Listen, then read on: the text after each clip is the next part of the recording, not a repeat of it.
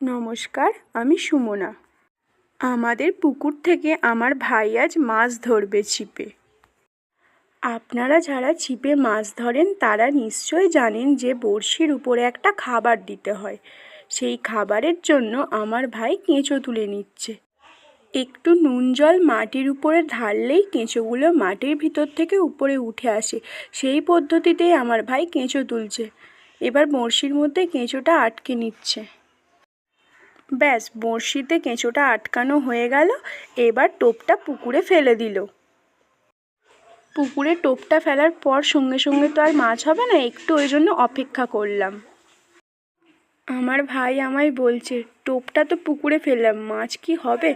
আমি বললাম, দাঁড়া একটু অপেক্ষা কর, মাছ হবে। তারপর দেখি ছিপে সুতোটা টান পড়ছে। আমি বললাম, ভাই তোল তোল, ছিপে সুতোটা টান পড়ছে।